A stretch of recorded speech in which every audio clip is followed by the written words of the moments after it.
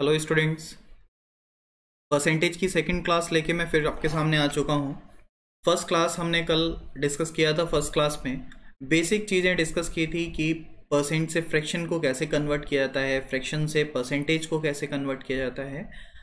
आज हम परसेंटेज की सेकंड क्लास में कुछ बेसिक क्वेश्चन देखेंगे। मैं लगभग 20 क्वेश्चन करीब यहाँ पे सॉल्व कर रहा हूँ, 20 से प्लस क्वेश्चन ही हम सॉल्व करेंगे यहाँ पे, और एक मेथड जनरेट करते हुए चलेंगे, एक आइडिया देते हुए चलेंगे आपको कि किस तरह से परसेंटेज के क्वेश्चन पूछे जाते हैं, किस किस टाइप से पूछ सकता है और आपको कैसे अप्रोच करनी है क्वेश्चन को सॉल्व करने की। ठीक है, तो चलिए स्टार्ट करते हैं, ज़्यादा टाइम वेस्ट नहीं करते हुए सीधे स्टार्ट करते हैं। और हम लोग ज़रूर हेल्प लेंगे जो हमने कल तक देखा था। कल हमने बेसिकली एक सीट देखी थी जिसमें हमने टेबल बनाया हुआ था जो आपकी स्क्रीन पर दिख रहा होगा। 1/2 से लेके 1/16 तक यहाँ पे टेबल दिख रहा है आपको।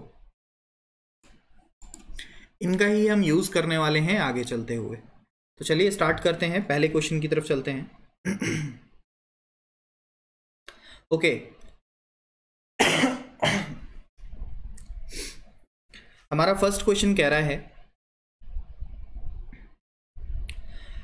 यदि किसी संख्या का 16 से ही 2/3% उसी संख्या में जोड़ दिया जाए तो उत्तर 490 प्राप्त होता है। वास्तविक संख्या ज्ञात करें। चलिए समझते हैं थोड़ा सा क्वेश्चन और फिर आगे बढ़ते हैं। देखो, एक दो चीज़ें मैं पहले बेसिक बताना चाहूँगा आपको, फिर हम आगे बढ़ेंगे धीमे धीमे। जैसे कि लिखा हुआ है 16 कंप्लीट 2/3, 16 से ही 2/3। इसको हम लिख सकते हैं 1/6, 1/6। जैसे कि आप देख रहे हो कि 1/6 इक्वल टू है 16 कंप्लीट 2/3। 16 से ही 2/3 को हम लिख सकते हैं 1/6। मैं इस 1/6 के बारे में आपसे बात करना चाहता हूँ। 1/6 क्या है, क्या प्रदर्शित करता है, क्या क्या चीज़ें होती हैं उसके बारे में देखिए। कोई भी संख्या होगी, कोई भी भिन्न संख्या होगी, अभी 1/6 के बारे में ही बात करते हैं। कोई भी भिन्न संख्या होगी तो नीचे का जो डिनोमिनेटर है, जो हमारा हर है, वो हमेशा टोटल वैल्यू को रिप्रेजेंट करता है, टोटल वैल्यू को दिखा रहा होता है, या आप ऐसे भी कह सकते हैं कि 100% को दिखा रहा होता है, या फिर आप इसको कह सकते हैं इनिशियल क्वांटिटी।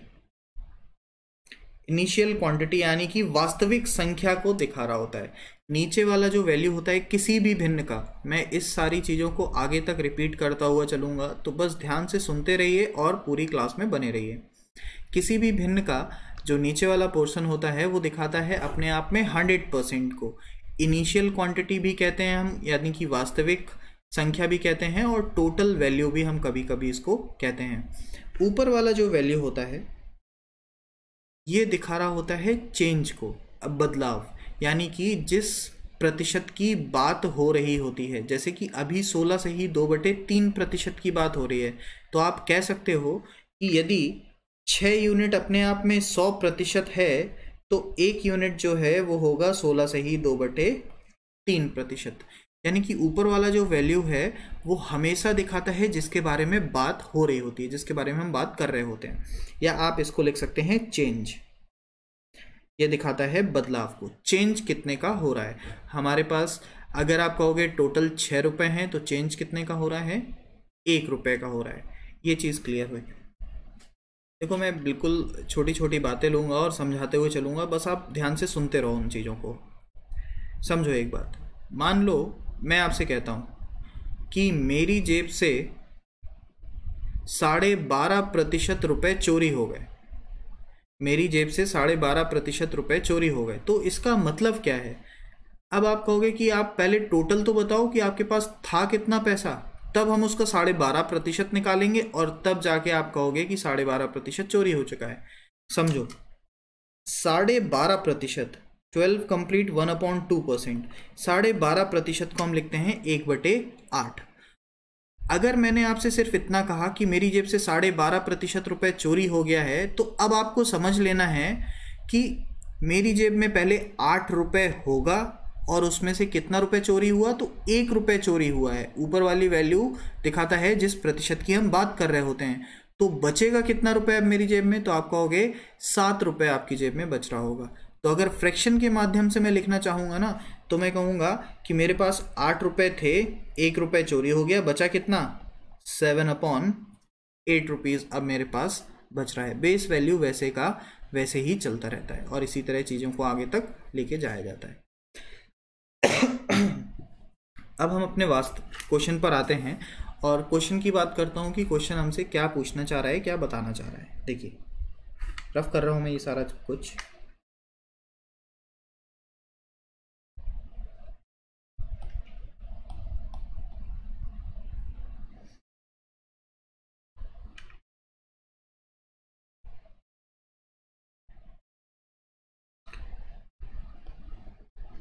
चलिए क्वेश्चन पे बात करते हैं। हमसे कह रहा है यदि किसी संख्या का 16 से ही 2/3% उसी संख्या में जोड़ दिया जाए, तो सबसे पहले लिखो 16 से ही 2/3% होता कितना है, तो हम लिखेंगे 1/6। आप तुरंत समझ गए कि 6 वास्तविक संख्या है और 1 की बात हो रही है। 1 जो है वो बदलाव है। बदलाव दो तरह से हो सकता है, या तो जोड़ेगा पॉजिटिव होगा और या फिर बदलाव होगा नेगेटिव। तो अभी हम बदलाव को पॉजिटिव लेके बात कर रहे हैं क्योंकि संख्या हमसे जोड़ने की बात कर रहा है। अगर बदलाव चेंज जो है वो पॉजिटिव होगा, अगर चेंज हमारे सामने पॉजिटिव होगा तो ये दोनों वैल्यू आपस में जुड़ जाएंगी और जुड़ के बना देगा 7/6। और अगर बदलाव होगा नेगेटिव तो ये दोनों वैल्यू आपस में घट जाएंगी और घट के आ जाएगा 5/6। मतलब सिर्फ आपको अब इतना समझना है, नीचे वाली जो है वो वास्तविक संख्या है, ऊपर वाला जो है वो चेंज है, बदलाव। बदलाव दो तरह से हो सकता है, या तो पॉजिटिव हो सकता है या तो नेगेटिव हो सकता है। पॉजिटिव है तो जोड़ दो और नेगेटिव है तो घटा दो।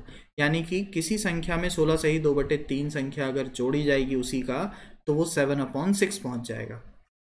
अब इसके बारे में बात करते हैं 7/6। ये जो 7/6 आया है, इसके लिए आप कह सकते हो नीचे वाली जो वैल्यू है वो है इनिशियल, यानी कि वास्तविक संख्या, इनिशियल वैल्यू या ओरिजिनल वैल्यू, और ऊपर वाला जो है वो है रिजल्ट जो कि फाइनल वैल्यू है।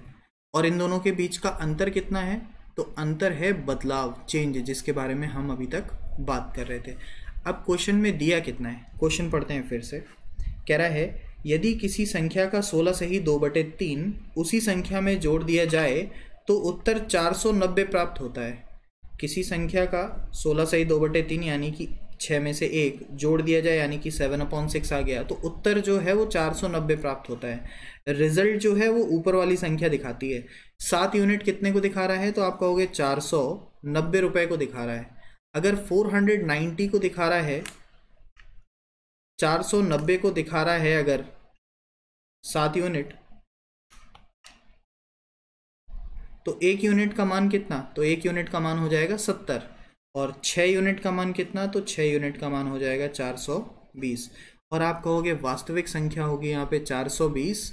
420 का 16 से ही 2/3% निकालोगे तो आएगा 70। जब 70 आप 420 में जोड़ दोगे तो संख्या प्राप्त हो जाएगी आपके सामने 490। देखो ये क्वेश्चन आपको बहुत डिफिकल्ट लग रहा होगा अगर कोई पहली बार देख रहा होगा कि ये क्या बता रहे हो। इससे अच्छा तो बेसिक से चले जाओ और बेसिक से कर लो। बिल्कुल आप सही हो, बेसिक से जा सकते हो। आप बेसिक से जाके और आप इससे जल्दी आंसर निकाल लोगे जो मैंने अभी आपको 5 मिनट में बताया है।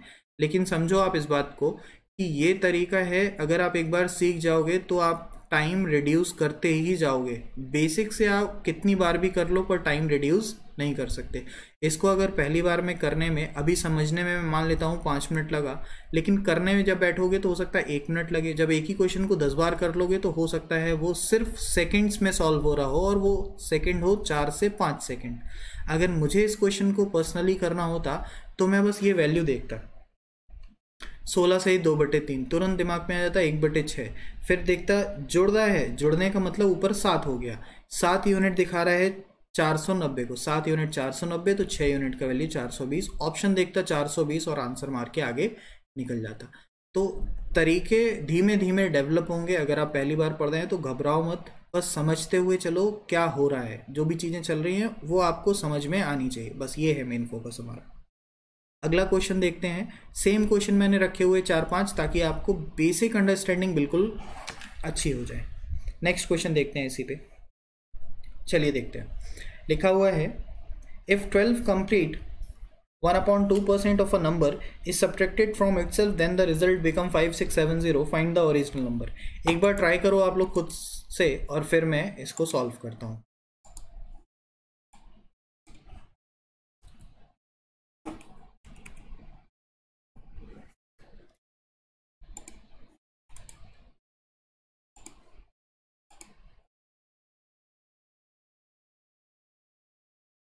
चलिए आइए देखते हैं। 12.5%, देखो जरा टेबल में कहाँ लिखा हुआ है।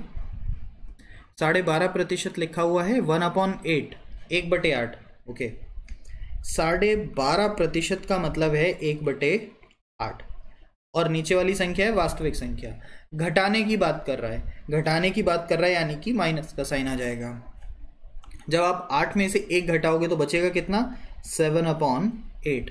और फिर आपसे कह रहा है तो उत्तर कितना प्राप्त होता है, तो हमें पता है ऊपर वाला जो वैल्यू है ये है उत्तर यानी कि रिजल्ट, नीचे वाला जो वैल्यू है ये है ओरिजिनल नंबर या इनिशियल नंबर। अगर 7 यूनिट रिप्रेजेंट कर रहा है 5670 को तो 8 यूनिट का वैल्यू क्या होगा।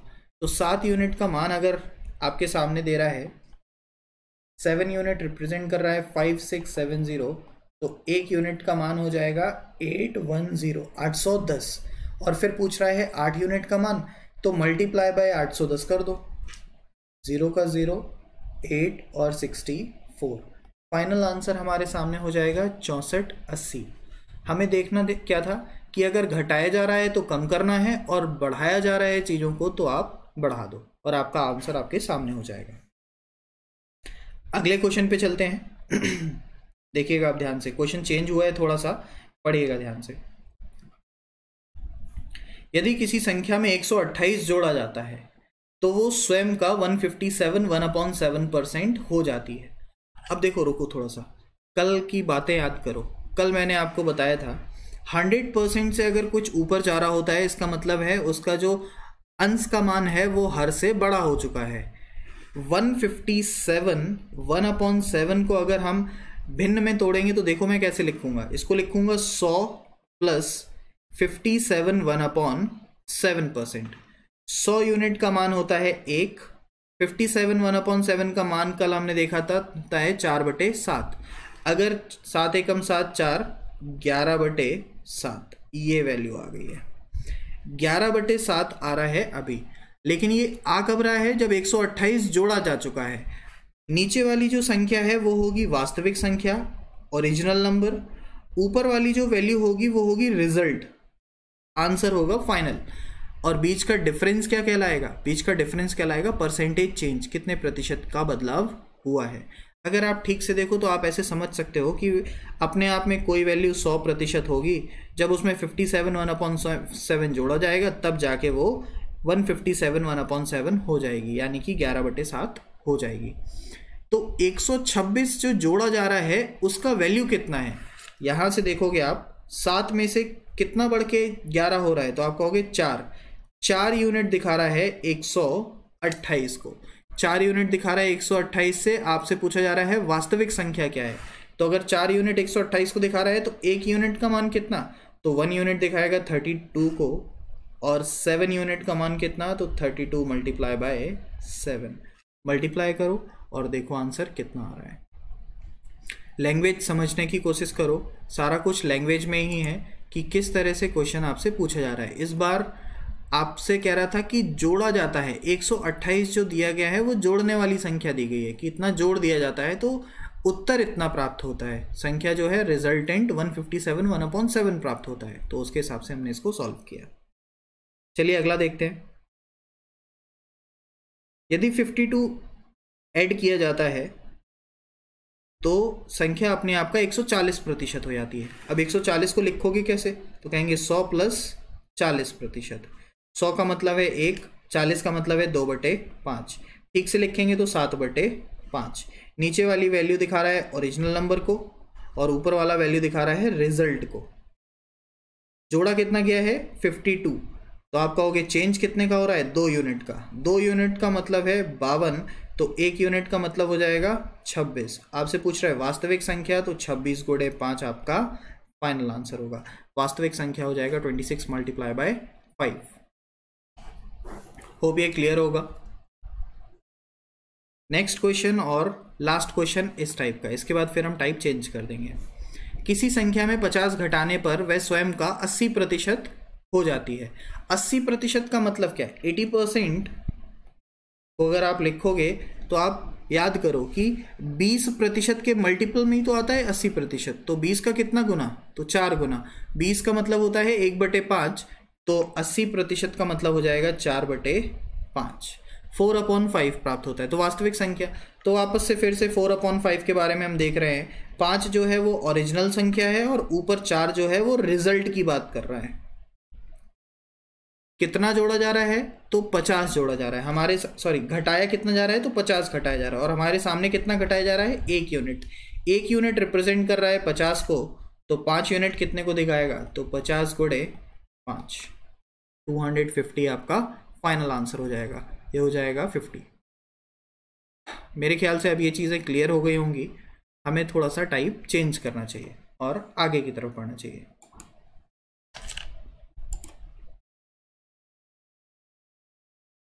चलिए, अगला टाइप लाने से पहले मैं कुछ बेसिक बातें बताऊंगा और फिर हम उसकी तरफ बढ़ेंगे। देखिए, अब बचा हुआ पूरा जितना भी टाइम है हमारे पास,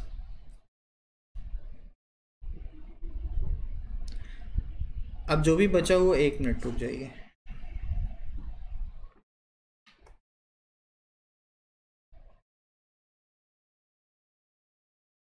यस, बची हुई क्लास में अब हम सिर्फ 3 टाइप के क्वेश्चन डिस्कस करेंगे और वो तीनों टाइप अपने आप में बहुत इंपॉर्टेंट हैं। मैं उनको आपस में कोलिंग करूंगा कि आपको लिंक समझ में आए कि किस तरह से तीनों एक दूसरे से ही जुड़े के आगे तक बढ़ते जा रहे हैं, और उसी सब चीज़ों को समझाने के लिए हम स्टार्टिंग कर रहे हैं। देखिए, बिल्कुल बेसिक क्वेश्चन बनता है किस तरह का, कहता है, क्वेश्चन की लैंग्वेज सुनो। कहता है कि आयत की लंबाई में 20% की वृद्धि की जाती है, चौड़ाई में 40% की कमी की जाती है, तो क्षेत्रफल में प्रतिशत बदलाव ज्ञात करो। ये क्वेश्चन होता है। बहुत सारे तरीके हैं इस क्वेश्चन को लगाने के, फिर से बता रहा हूँ।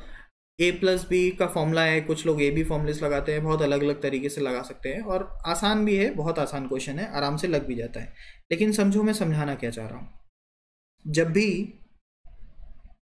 2 वैल्यूज मल्टीप्लाई होके तीसरा रिजल्ट दिखाती हैं, जैसे length multiply by breadth equal to area.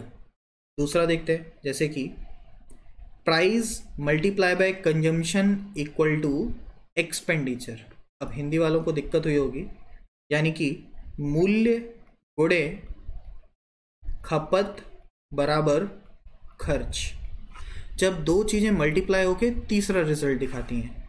और भी बना सकते हैं, time multiply by speed equal to distance, या फिर time multiply by efficiency equal to work.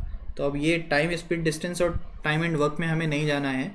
मैं आपको बस बता रहा हूँ कि जब भी 2 चीज़ें मल्टीप्लाई होके तीसरा रिजल्ट बनाएंगी, तब ये फॉर्मूले या ये क्वेश्चन आपके सामने बन सकते हैं। ठीक है, अब इन सब को करने का एक अलग तरीका है, बेसिक से समझते हैं। 3 टाइप के क्वेश्चन बनते हैं यहाँ पे, और मैं तीनों टाइप के क्वेश्चन आपके सामने एक एक करके रखूंगा। पहले मैं खुद बताने की कोशिश करूंगा कि तीनों टाइप के क्वेश्चन में अंतर क्या है, और फिर उनको क्वेश्चन वाइज हम देख रहे होंगे। देखिए, जो फर्स्ट टाइप का क्वेश्चन होता है, जो टाइप 1 होता है, उसमें क्या करता है, लंबाई को चेंज करेगा, चौड़ाई को चेंज करेगा, और रिजल्ट के बारे में पूछ रहा होगा, एरिया के बारे में पूछ रहा होगा। अब ये कह सकता है लंबाई में 10% चेंज है, चौड़ाई में 20% बदलाव है, तो क्षेत्रफल में प्रतिशत बदलाव बताओ। या फिर कहेगा कि चीनी के मूल्य में 20% की वृद्धि हुई, उसके खपत में 10% की कमी हुई, तो खर्च में कितने प्रतिशत का बदलाव आया। मतलब शुरुआत की जो 2 वैल्यूज हैं उन दोनों को ये चेंज करेगा और तीसरे के बारे में आपसे पूछेगा। ये है टाइप 1। क्लियर। टाइप सेकंड में देखो, टाइप सेकंड लंबाई और चौड़ाई में से किसी एक को चेंज कर देगा, ठीक है। पूछेगा चौड़ाई बताओ कितने प्रतिशत घटेगी या बढ़ेगी यदि क्षेत्रफल समान रहेगा, यानी कि सेम रहेगा। ये है सेकेंड टाइप का क्वेश्चन। लैंग्वेज सुनो, यदि आयत की लंबाई में 20% की वृद्धि होती है तो चौड़ाई में कितने प्रतिशत की कमी करें जिससे क्षेत्रफल समान रहे। या फिर यदि चीनी के मूल्य में 20% की वृद्धि होती है तो खपत में कितने प्रतिशत की कमी करें जिससे कि खर्च समान रहे। इस टाइप के क्वेश्चन बनते हैं टाइप सेकंड में। लास्ट टाइप देखते हैं हम, टाइप थर्ड। सबसे ज़्यादा इंपॉर्टेंट और सबसे ज़्यादा क्वेश्चन यहीं से बनते हैं। टाइप थर्ड, टाइप थर्ड में क्या करेगा, फिर से ये चेंज करेगा, दूसरा वैल्यू पूछेगा, लेकिन इस बार यहाँ पे सेकंड टाइप में जो सेम रखा था ना, ये सेम नहीं रखेगा, अब इसको भी चेंज कर देगा और ये हो जाएंगे आपके सामने 3 टाइप। हम फर्स्ट टाइप से स्टार्ट करेंगे। एक एक टाइप के अंदर लगभग मैंने 4-4, 5-5 क्वेश्चन रखे हुए हैं और बेसिक से देखते हुए आगे बढ़ेंगे। टाइप थर्ड से सबसे ज़्यादा क्वेश्चन बनते हैं और टाइप थर्ड ही सबसे ज़्यादा इंपॉर्टेंट है, लेकिन फर्स्ट और सेकंड से भी कभी कभी सिंगल लाइन के क्वेश्चन बन जाते हैं जो बिल्कुल तुरंत सॉल्व होने वाले होते हैं, पर हम उसमें टाइम लगा देते हैं। तो बने रहो साथ में और आगे बढ़ते हैं। नेक्स्ट क्वेश्चन लेते हैं और अगला क्वेश्चन है टाइप फर्स्ट का। आपसे कह रहा है यदि आयत की लंबाई में 40% की वृद्धि की जाती है और चौड़ाई में 16 सही 2/3% की कमी की जाए तो क्षेत्रफल में प्रतिशत बदलाव बता दो। तो क्षेत्रफल में प्रतिशत बदलाव आपसे बोल रहा है क्या होगा, समझो। Length multiply by breadth equal to area, लंबाई गुणे चौड़ाई बराबर क्षेत्रफल। यहाँ पे 2 तरह के आयत हैं, एक है आयत वास्तविक और दूसरा आयत है नया। तो वास्तविक आयत को हम लोग ओरिजिनल से लिखेंगे और नए आयत को हम न्यू से रिप्रेजेंट करेंगे। समझते रहिएगा थोड़ा सा। लंबाई में 40% की वृद्धि, तो 40% को साइड में ले चलते हैं। 40% का मतलब होता कितना है, तो 40% का मतलब होता है 2/5। जब भी भिन्न रखी होगी तो या तो बढ़ रहा होगा या तो घट रहा होगा। यहाँ पे क्या वृद्धि है, बढ़ रही है ना। अगर बढ़ रहा है तो हम इसको बढ़ा के लिख सकते हैं 7/5, 7/5। आप कहोगे, सुनिए ध्यान से, आप कहेंगे आयत की लंबाई पहले 5 यूनिट होगी लेकिन बढ़ जाएगी 2 यूनिट, तो नया कितना होगा, तो हम कहेंगे 7 यूनिट होगी। इन्हीं वैल्यूज को हम पुट करते हैं। आयत की लंबाई पहले होगी 5 यूनिट, ओरिजिनल के सामने 5 लिखा है। 40% बढ़ने का मतलब 2 यूनिट बढ़ेगा और ये हो जाएगा 7 यूनिट। अगला देखते हैं, चौड़ाई की बात कर रहे हैं। ब्रेथ 16 कंप्लीट 2/3%, 16 से ही 2/3%। 16 से ही 2/3% को लिखते हैं 1/6। चौड़ाई में 16 से ही 2/3% की कमी की बात कर रहा है, कह रहा है कम हो रहा है। तो 1/6 की जब कमी होगी तो कम होने का मतलब दोनों को घटा दो, दोनों को घटाएंगे तो आएगा 5/6। आप कहोगे ओरिजिनल वैल्यू नीचे होती है, चौड़ाई होनी चाहिए 6, कमी होगी 1 की, तो चौड़ाई बचेगी कितनी, 5। ये होगा आपका आंसर। मल्टीप्लाई करो, ओरिजिनल में आपस में मल्टीप्लाई करोगे, लंबाई चौड़ाई तो आएगा 30 और न्यू आएगा तो 35।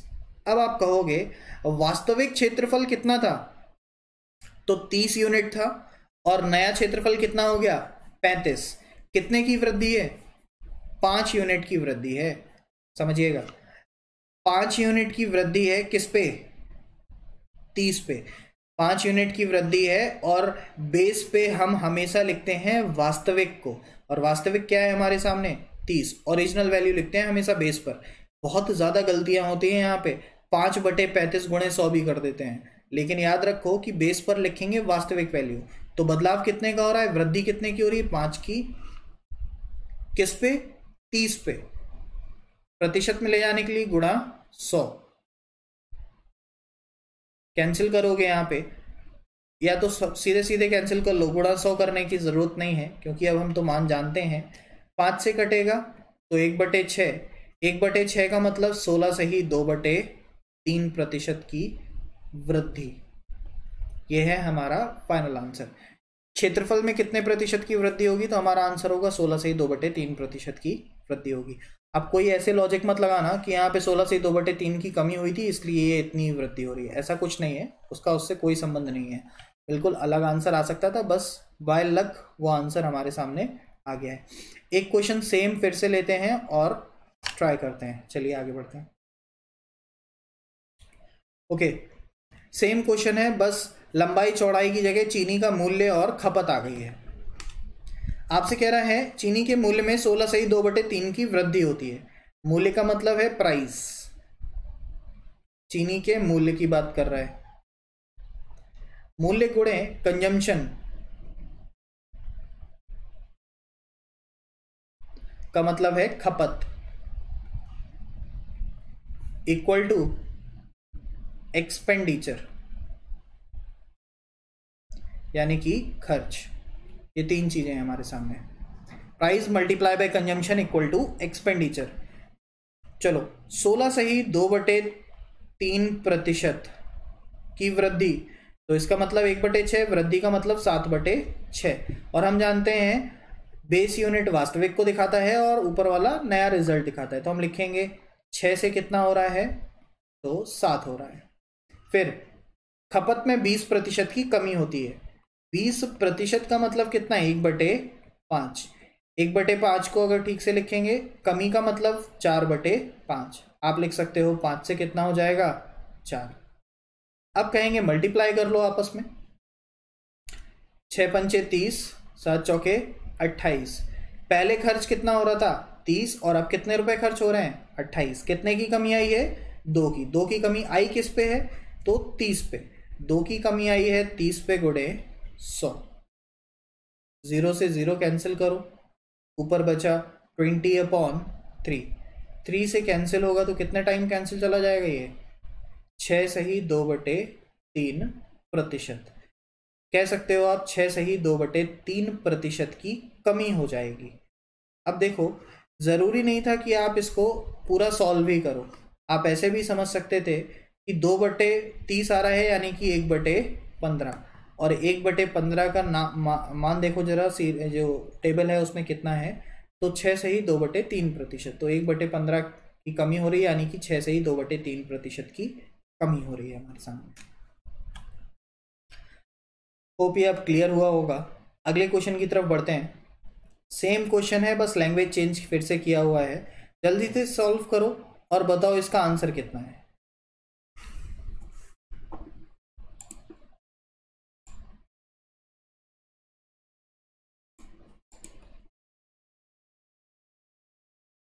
टिकट के मूल्य में 16 से ही 2/3 की वृद्धि होने पर सिनेमा टिकट में बिक्रियों की संख्या में 30% की वृद्धि हो जाती है, तो कुल आय में प्रतिशत बदलाव ज्ञात करें।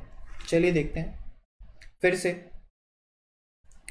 टिकट के मूल्य प्राइस मल्टीप्लाई बाय बिक्री सेल्स इक्वल टू रेवेन्यू, कितना टोटल आय जनरेट हो रहा है।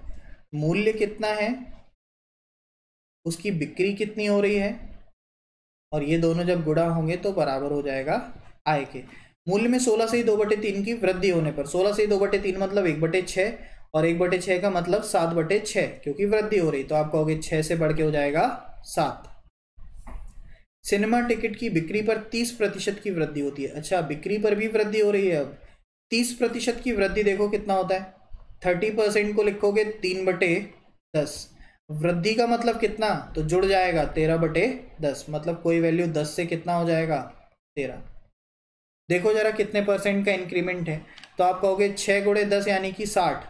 इनिशियल जो था इनका, इनिशियल खर्च जो रेवेन्यू था वो था 60, लेकिन बढ़ कितना गया, 13 मल्टीप्लाई बाय 7 91।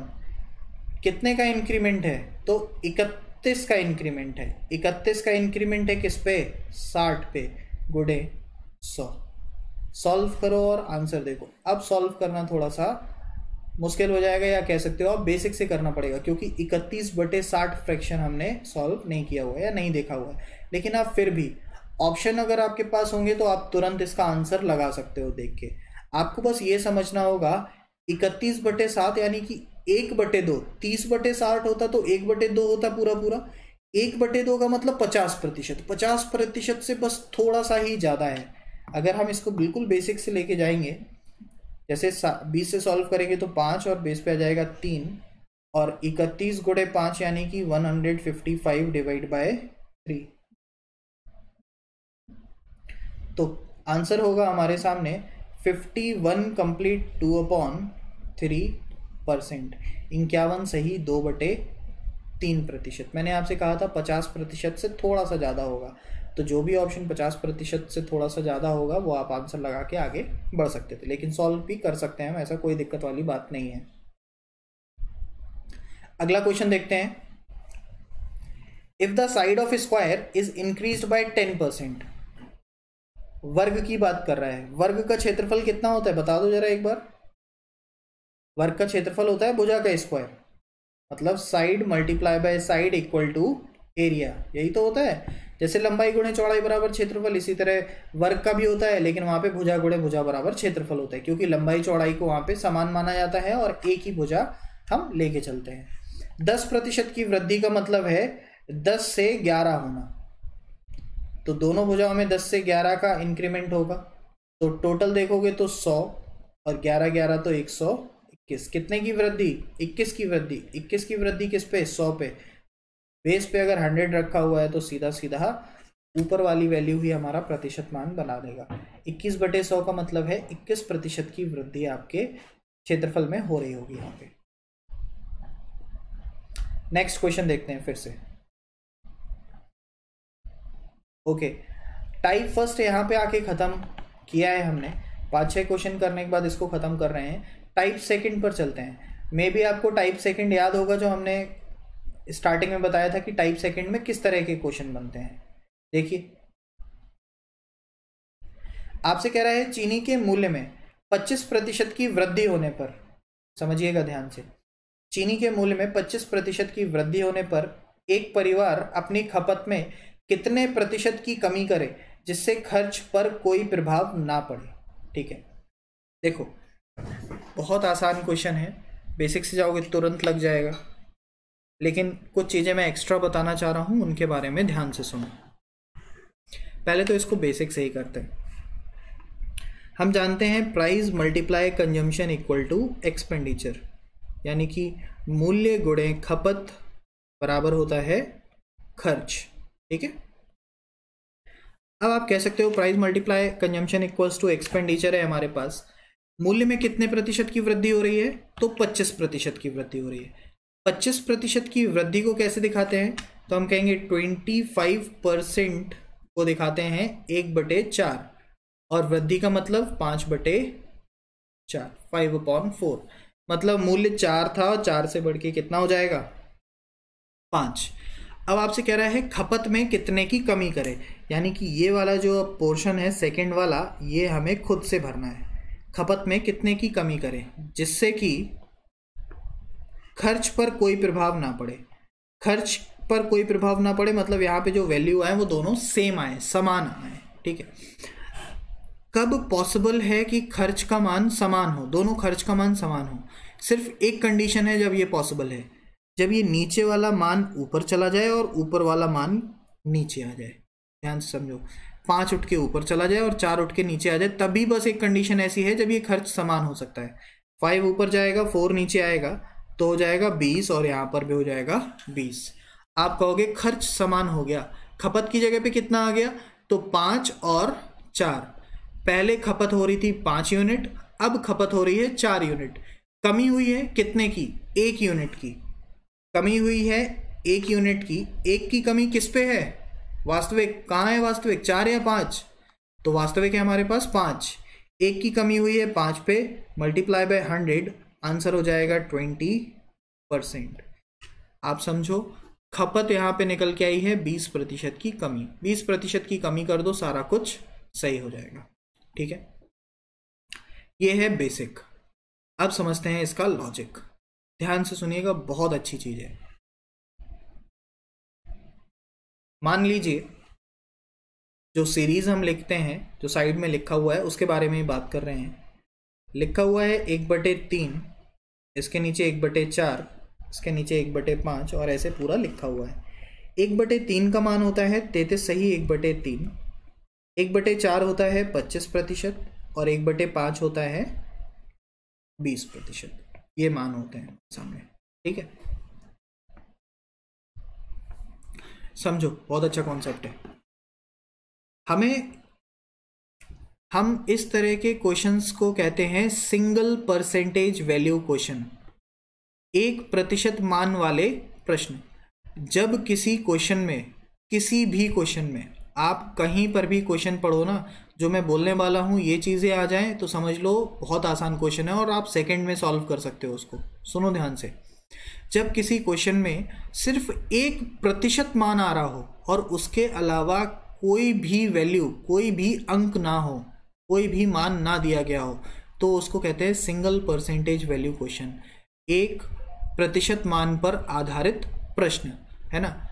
अब इनको सॉल्व कैसे करते हैं उसके बात की जाती है। देखो 25% की वृद्धि, 25% की वृद्धि दिखाई गई है, तो आप चले जाओ 25% के सामने जाके बैठ जाओ, 25% के सामने जाके आप बैठ गए हो, 25% की वृद्धि करके बैठ गए हो। अब आपसे पूछ रहा है कि एक परिवार अपनी आय में कितने प्रतिशत की कमी करे। आप ऑलरेडी वृद्धि करके बैठे हुए हो, इंक्रीमेंट लेके बैठे हुए हो और कमी करने के लिए कह रहा है। कमी का मतलब एक स्टेप नीचे आ जाओ, 25 से एक स्टेप नीचे आओगे और आपके सामने आ जाएगा 20 और आपका आंसर हो जाएगा 20%। ये आपका फाइनल आंसर होगा। ये सब करने की हमें ज़रूरत नहीं है जो हमने बेसिक से अभी तक किया है। सिर्फ हमें ये परसेंटेज की टेबल अगर याद हो ना, तो आप बहुत सारे क्वेश्चन हैं जो आप सीधे सीधे लगा सकते हो।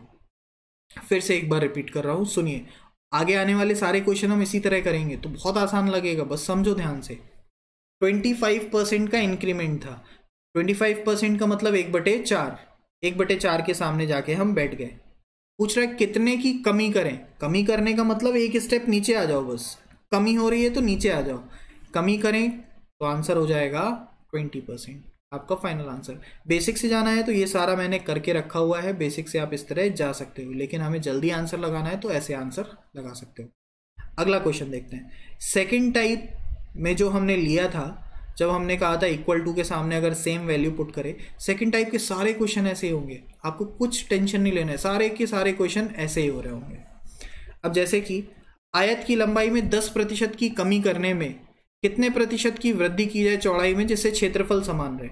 10%, 1/9, 1/10 और 1/11।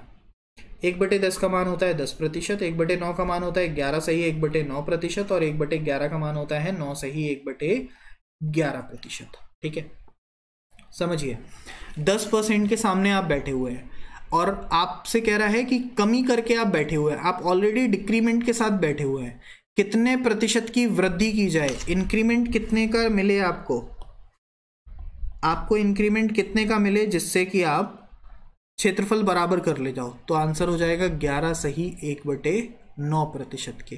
ये जो सीरीज है उसके हिसाब से ही बस आंसर लगाते जाना है। जहां बैठे हो, कमी पे बैठे हो तो बढ़ा दो ऊपर, वृद्धि करके बैठे हुए तो कमी कर दो नीचे। बस हमें ध्यान देना है कि हमसे पूछ क्या रहा है। वृद्धि पूछ रहा है तो ऊपर चले जाओ, कमी कह रहा है तो नीचे की तरफ आ जाओ। ठीक है, टेबल एक लाइन से याद करोगे तो आपके लिए बहुत ज़्यादा बेनिफिशियल होगा। अभी जो यहाँ पे मैंने टेबल लिखा हुआ है वो जिगजैग की फॉर्म में लिखा है, 1/2, 1/3, 1/4 अगल बगल लिखे हुए हैं, पर आप उनको एक लाइन में लिखिएगा। एक लाइन में लिखोगे तो ये चीज़ें और आसानी से समझ में आएंगी। अगला क्वेश्चन।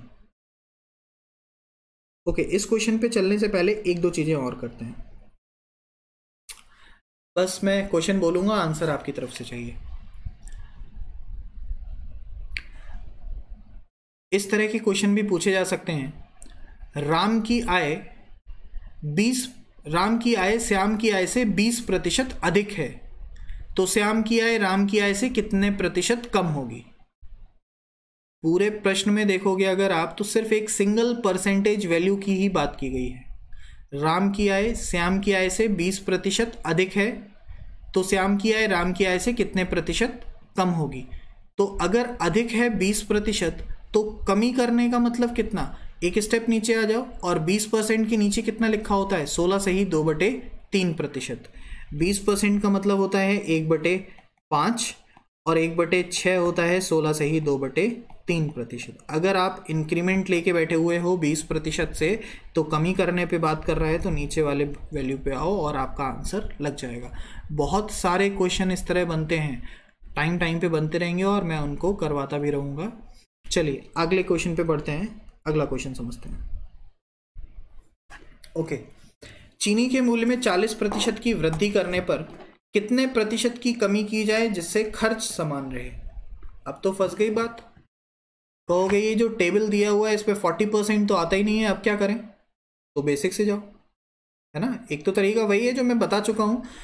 देखो 99% जो क्वेश्चन होते हैं वो इस टेबल पे बेस्ड होंगे, लेकिन 1% क्वेश्चन ऐसे भी होंगे जो इस टेबल पे बेस्ड नहीं होंगे, जिसके लिए आपको बेसिक तरीका अपनाना ही पड़ेगा। और बेसिक हम ऑलरेडी करा चुके हैं, पहले इसको बेसिक से करते हैं फिर लॉजिक भी देखेंगे। Price multiply by consumption equals to expenditure. मूल्य में 40% की वृद्धि, 40% का मतलब है 2/5, वृद्धि का मतलब 7/5, 2 जुड़ जाएगा ना तो 5 से हो जाएगा 7। खर्च अगर समान रखना है, सेम रखना है, तो कंजम्पशन कितना, तो कहो 7 ऊपर भेज दो, 5 को नीचे भेज दो, 7 ऊपर जाएगा 5 नीचे जाएगा, तो 7 में से 5 जा रहा है, कितने की कमी हो रही है, 2 की कमी वास्तविक पे, यानी कि 7 पे गुणे 100, और आंसर आ जाएगा 28 सही 4/7%। क्योंकि 1/7 का मान होता है 14 सही 2/7, इसलिए 2/7 का मान जस्ट डबल हो जाएगा 28 सही 2/7%। और ये है बेसिक तरीका, बेसिक से भी हम इसको कर सकते हैं, पर बेसिक से हम नहीं करेंगे इसको, और मैं आपको डायरेक्ट लॉजिक बता रहा हूं फिर से। देखो समझो, मैंने माना कि 40% हमें हमारी टेबल पे देखने को नहीं मिलता है, लेकिन 40% नहीं मिल रहा है, कोई बात नहीं, 40% को साइड में लिख लो। हमें कोई ऐसा नंबर देखना है जिसमें किसी भी नंबर का मल्टीप्लाई करके क्या हम 40 के पास पहुंच सकते हैं, तो आप कहोगे हाँ 20% तो है ऐसा। 20% में अगर आप 2 का गुणा कर दो तो आप 40 के पास पहुंच जाओगे। तो कहेंगे ठीक है 40% को छोड़ दो, सेम क्वेश्चन 20% पे अप्लाई कर दो। 40% की जगह मान लो हमें दिया गया है 20%। मैं कह रहा हूं चीनी के मूल्य में 20% की वृद्धि होने पर कितने की कमी करें, तो आप तुरंत कहोगे 20% से नीचे वाला मान कितना है, तो 16 से ही 2/3% है, और कहोगे हमारा जो आंसर है वो कितना है, 20% से नीचे वाला जो मान है 16 से ही 2/3% है। ओके चलो देखो यहाँ पे मैं फिर से लिख रहा हूं 1/5, 1/6, 1/7। ध्यान से समझो एक बार, यह है 20%, यह है 16 से ही 2/3%, और यह है 14 से ही 2/7%। ध्यान से समझिएगा, बहुत अच्छा कॉन्सेप्ट है। 40% हमें दिया हुआ था, लेकिन हमारे पास 40% का फ्रैक्शन था नहीं, इसलिए हमने 20% को यूज किया। 20% में अगर 2 का गुणा किया जाए तो हम कहां पहुंचेंगे, 40% के पास। 2 का गुणा किया जाए तो 40% के पास पहुंचेंगे। तो इस बार जब हमें कमी के बारे में पूछा जा रहा है तो हम एक स्टेप की जगह 2 स्टेप कम करेंगे, क्योंकि 2 का गुणा करना पड़ रहा है हमको। 20 से जाओगे 16 पे और 16 से जाओगे 14 पे, 14 से ही 2/7, और 14 से ही 2/7 के बगल में बैठ के जब वापस से आप 2 का गुणा करोगे तो आपके सामने जो आंसर आएगा वो आएगा 28 से ही 4/7%, और कह देंगे 28 से ही 4/7% आपका फाइनल आंसर हो जाएगा। देखो सेम चीज थी, कुछ अंतर नहीं है, बस हुआ क्या है, मैंने किया क्या है, मैंने 20 को 40 के साथ कंबाइन किया है और 14 2/7 को 28 4/7 के साथ कंबाइन कर दिया है। कहा है 20% का दोगुना करने पे 40 आता है, तो दोगुना करने पे आ रहा है तो 2 स्टेप नीचे जाओ और 14 पे पहुंचोगे, और 14 का दोगुना कर दो तो आपके सामने आंसर हो जाएगा 28 से ही 4/7%। अब समझो क्लियर बात, अगर आपके पास क्वेश्चन आ रहा है डायरेक्टली इन वैल्यूज पे जो आपके सामने लिखी हुई हैं, तो आप तुरंत ऊपर नीचे करके अपना आंसर निकाल सकते हो। पर कभी भी अगर ऐसी कोई वैल्यू आ रही है जो इसमें नहीं है, तो मैं कहूँगा कि आप बेसिक ट्राई करो, बेसिक से आपका आंसर जल्दी निकल आएगा। बाकी ये सब करने के किसी भी प्रतिशत मान को आप इस तरह से तोड़ के अपना आंसर बना सकते हो, पर फिर से वही कि हमें टाइम बचाना है, मेन है हमारे सामने टाइम। अगर ये सब करने पे हम ज़्यादा टाइम वेस्ट करेंगे तो कोई मतलब नहीं है हमारे क्वेश्चन करने का। इसलिए हम बेसिक से जाएंगे। अगर कोई परसेंटेज ऐसा दे रहा है जो हमारे टेबल पे बेस्ड नहीं है, अगर टेबल पे बेस्ड है तो आप डायरेक्ट लगाओ और डायरेक्ट आपका आंसर मिलेगा। कल मैं कुछ क्वेश्चन प्रीवियस ईयर के लेके आऊँगा। प्रीवियस ईयर का मतलब तुरंत प्रीवियस ईयर 2019 के क्वेश्चन कुछ लेके आऊँगा, जिसमें मैं बताऊँगा कि कौन कौन से क्वेश्चन पूछे गए हैं जो आप डायरेक्टली बस देख के ही आंसर लगा सकते थे। पूरे परसेंटेज के मैंने देखा है तो हर सेट में लगभग एक क्वेश्चन आया हुआ है परसेंटेज से, तो वो सारे मैंने चूज़ कर लिए हैं कंबाइन करके, और मैं कल फिर से उनको आपके सामने लेके आ रहा हूँ। नेक्स्ट क्वेश्चन देखते हैं इसी बात पे। चलिए, सेम क्वेश्चन है, अभी मैंने इसके बारे में बात की थी। राम की आयु श्याम से 25% अधिक है, तो श्याम की आयु राम से कितने प्रतिशत कम होगी? तो भैया आंसर कितना होगा? 25% अगर अधिक है, जो कि 1/4 होता है, तो कम कितना होगा? एक स्टेप नीचे कर दो और आंसर कितना? 20%। 20% हो जाएगा आपका फाइनल आंसर की आयु कम कितनी होगी, तो हो जाएगी 20%। अब इस पे दो तरह के क्वेश्चन बनते हैं, दोनों लैंग्वेज दिखाता हूं फिर बात करते हैं। एक तो ये जो आपके सामने लिखा हुआ है, राम की आयु श्याम की आयु से 25% अधिक है, तो श्याम की आयु राम की आयु से कितने प्रतिशत कम होगी? ये वाली लाइन बहुत इंपॉर्टेंट है, कितने प्रतिशत कम होगी। दूसरा क्वेश्चन जो बनता है उसके बारे में देखते हैं। देखो, दूसरा क्वेश्चन आपके सामने है, राम की आयु श्याम की आयु से 25% अधिक है, सेम, कोई अंतर नहीं है यहां तक। तो फिर कह रहा है श्याम की आयु राम की आयु का कितना प्रतिशत है। यहां पे अंतर आ गया, देखो लैंग्वेज में। ऊपर वाले जो क्वेश्चन में था वो था श्याम की आयु राम की आयु से कितने प्रतिशत कम है, कितने प्रतिशत कम है। वहां पे बोल रहा था कितने प्रतिशत कम है, और यहां पे बोल रहा है कितना प्रतिशत है। ये बहुत बारीक अंतर है, लेकिन बहुत सारे लोग यहाँ पे गड़बड़ कर देते हैं। कितने प्रतिशत कम है, तो आंसर तुरंत हमारा होगा 20%, जो कि हमने पिछले क्वेश्चन में लगाया है। 25% ज्यादा है तो कम कितने हैं? 20% कम है। सेम हमें यहाँ पर समझना होगा कि आपसे पूछा नहीं जा रहा है कि कितने प्रतिशत कम है, आपसे पूछ रहा है कितने प्रतिशत है। तो आप ऐसे भी जा सकते हो। पहले तो समझो कि भाई 25% अधिक है तो कमी कितने की होगी, तो इसके नीचे वाला नंबर यानी कि 20% कम होगी राम की आय, श्याम की आय राम की आय से। लेकिन पूछ रहा है कि राम की आय का कितने प्रतिशत है, तो आप कहो ये जो मान निकल के आया है हमारा, इसको 100 में से माइनस कर दो और आपका आंसर आ जाएगा 80%। श्याम की आयु राम की आयु का 80% होगा, ये होगा आपका आंसर। देखो बेसिक से भी मैं ये सारी चीज़ें बता सकता हूँ कि राम की आयु फिर माइनस श्याम की आयु बटे राम की आयु, और उसके बाद फिर सॉल्व करो तो आंसर तो आएगा। लेकिन एक जैसे सवाल आ रहे हैं तो हमें समझना है कि इन एक जैसे सवाल को एक तरफ ही रखें और एक टाइप के क्वेश्चन को समझें और उस पर आंसर लगाते हुए चले जाएं। फिर से रिपीट कर रहा हूँ, इंपॉर्टेंट चीज़ है, इसलिए दो बातें होती हैं। क्वेश्चन पूरा लैंग्वेज सेम है, यहाँ से चेंज है। पहला टाइप का जो क्वेश्चन बनेगा वो कहेगा राम की आयु से कितने प्रतिशत कम है। ये कितने प्रतिशत कम इंपॉर्टेंट है। अगर लेस देन आ जाए कि कितने प्रतिशत कम है तो हमारा आंसर है 20% कम है, और आ जाए कितने प्रतिशत है तो फिर 100 में से 20 माइनस करोगे और आपके सामने आंसर हो जाएगा 80%। तो ये दो अलग अलग क्वेश्चन थे जो मैंने आपको एक साथ दिखाने की कोशिश की है, क्योंकि दोनों क्वेश्चन इतने ज़्यादा सिमिलर हैं कि हम अंतर ही नहीं निकाल पाते हैं और कभी कभी गलत कर ले जाते हैं। ओके, तो अभी हमने दो टाइप के क्वेश्चन की बात की है। आज हमने 3 टाइप के क्वेश्चन के बारे में मैंने आपको बताया था, लेकिन तीसरे टाइप के क्वेश्चन की बात अब हम कल कर रहे होंगे। कल थर्ड टाइप को अच्छे से सॉल्व करेंगे, क्योंकि थर्ड टाइप थोड़ा सा ज़्यादा अच्छा है। उसके जो क्वेश्चन बनते हैं तो वो बहुत ज़्यादा बेटर बनते हैं। तो एकदम बेसिक से लेके चलेंगे और अच्छे अच्छे क्वेश्चन कल वहाँ पे हम लोग सॉल्व कर रहे होंगे। जो आज हमने सॉल्व किया है इनका प्रैक्टिस करिएगा आप।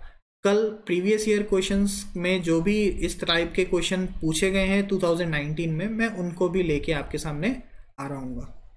ओके, तो आज का क्लास यहाँ ख़त्म करते हैं और कल फिर से मिलते हैं। Thank you very much.